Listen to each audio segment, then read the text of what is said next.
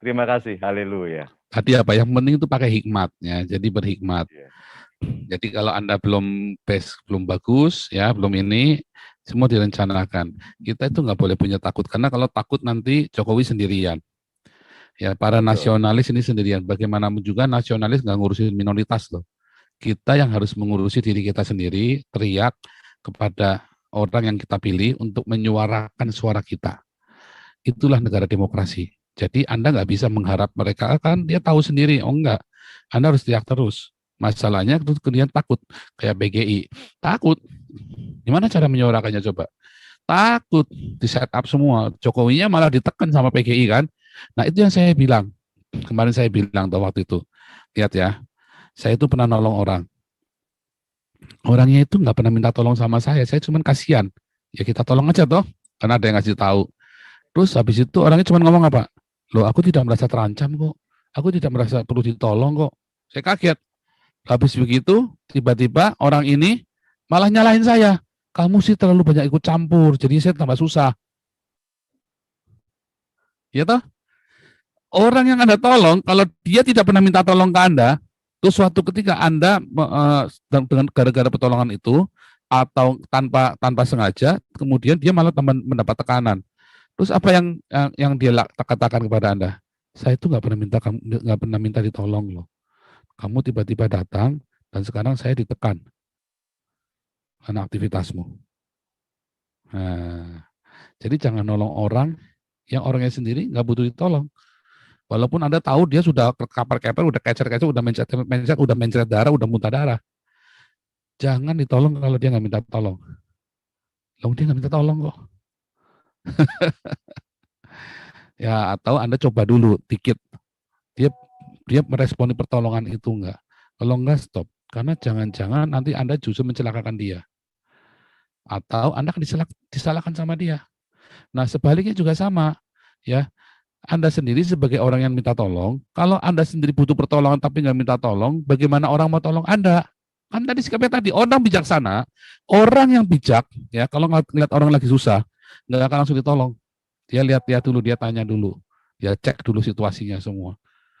Ya, karena banyak sekali kita maksudnya nolong, ya malah akhirnya dituduh memperkosa. Tadinya bermaksud menolong, akhirnya dituduh kita pedofil. Tadinya mau menolong, katanya dituduh kita malah jadi penadah. Tadinya kita mau nolong, ya kan, katanya kita disebut kurir narkoba. Banyak, ya, banyak kejadian-kejadian seperti itu di Indonesia ya. Kalau Anda lihat di penjara itu, mungkin ya tidak sebagian besar, ada beberapa orang yang benar-benar dia cuma nolong. Ya, ada seorang kakak ya, saya waktu pelayanan penjara ada seorang kakak cerita ya, seorang ya udah umur inilah, waktu itu saya masih muda sekali, masih muda sekali, dia sudah umurnya 2 kali saya, mungkin waktu itu saya masih umur 25-an ya, waktu baru-baru saya melayani jadi pendeta, orang ini sudah tua. Dia itu cuma gara-gara nolongin adiknya, ya nolongin adiknya, terus dia masuk penjara gara-gara nolongin adiknya, karena dia bantu tanda tangan apa begitu ya, terus dia dilibatkan masalah itu, gara-gara dia tanda tangan di situ untuk menjamin adiknya.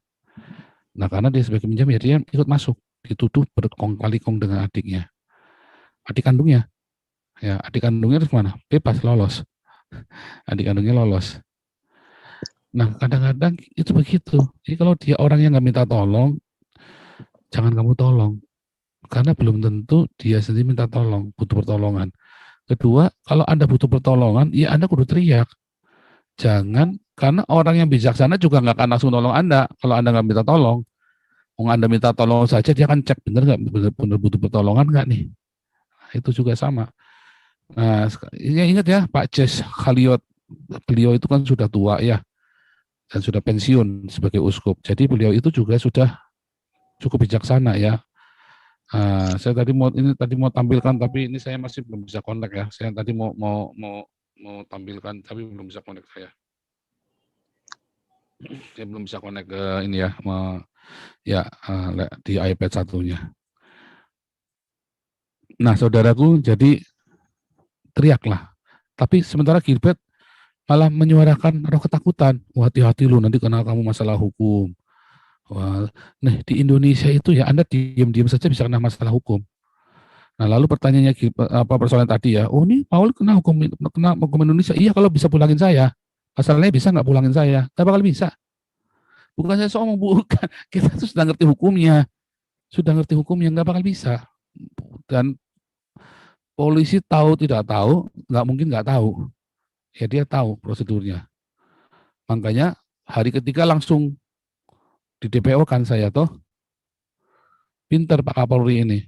Langsung, karena sudah tahu nggak bisa dipulangin.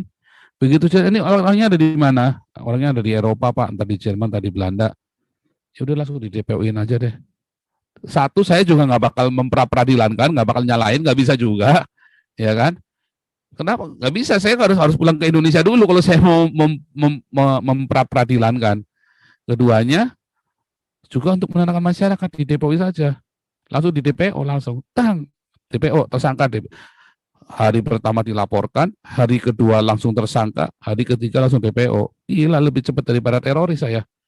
Lebih cepat dari teroris, lebih cepat daripada yang lain-lainnya. Pokoknya ini kasus paling cepat deh saya ini. Kasus paling cepat. Artinya apa? Ini pandai. Ini Pak Kapolri pandai. Memang dia sesuai prosedur. Itu proseduran benar. Ya orang pinter ya begitu ya. Dan saya juga ngerti. Bisa nggak dipulangin? Nggak bisa. Usaha, ya bisa usaha. Ya, namanya harus berusaha mereka. Tapi bisa nggak? Nggak bisa. Ya, nggak bisa. Nah, kalau saya tak tunjukkan buka semua, kan nanti dikira sombong, nantang. Jadi saya nggak buka semua, saya biarin aja gitu loh. Wah, maksudnya masih gini. Sama ini masuk warga negara Indonesia. Bodoh banget ini lawyer. Ini dokter hukum tapi gobloknya minta ampun nih lawyernya si Gilbert ini. Iya kan? Gobloknya minta ampun. Di Eropa ini bisa keluarga negaraan ganda. Dan untuk menjadi warga negara Eropa, Anda tidak perlu melepaskan keluarga negaraan sebelumnya. Gobloknya minta ampun dokter tapi gobloknya minta ampun. Heran ini nggak beda sama orang Islam. Karena itulah kalau orang sudah dihinggapi roh ketakutan dan roh cinta akan uang itu begitu. Gitu, ya nggak bisa lah. Di Eropa ini ada bisa double warga negara dan banyak. Di Eropa ini ada warga negara Jerman yang dia masih punya kewarganegaraan Turki nggak dilepas. Banyak dan boleh warga negara ganda boleh di sini. Atau Anda melepaskan keluarga negara sebelumnya tanpa Anda harus laporan ke sana. Pokoknya dibiarkan saja, nggak usah diurus. Memang begitu prosedurnya. Ya, memang begitu prosedurnya. Ada prosedur cepat nggak ada. Itu kan itu nggak usah saya cita-citain. Semua itu ada caranya. Kalau nggak ngerti ya bodoh banget. Komentar-komentarnya komentar-komentar bodoh, komentar-komentar retorika semua nih. Ya si Gilbert ini. Saya nggak usah tayangin lagi ya, ntar GR juga dia. Nggak perlu nanti. Jadi intinya apa? Yang dia sebagai memang roh ketakutan. Ya, dan Anda tidak perlu takut karena tapi malah saya terima kasih ya teman-teman. Saya lihat yang komen-komen di live chat sama di komennya cuma 2 yang bela Gilbert. Saya pikir, saya pikir ini orang bikin acara sendiri menyebarkan ketakutan dan saya bersyukur teman-teman sudah hilang rasa takutnya itu. Dan dia semua komen-komennya lihat semua ya. Hanya 2 yang belain Gilbert. Ya, yang lain semua ini semua. Kenapa ya? Saya harap teman-teman semua sudah sadar. Kalau Anda takut terus, ya Anda akan terus ditindas terus. Karena Anda selalu takut terus, ya ditindas terus. Tapi kalau Anda mulai berani ngomong, suara Anda akan didengar. Percaya saya. Dan memang orang Islam akan nakut-nakutin 98. Jawabannya apa Pak Susu Guda kalau orang bilang 98? Lah kau. Nah, gitu dong. Begitu ngomong 98, jawabnya langsung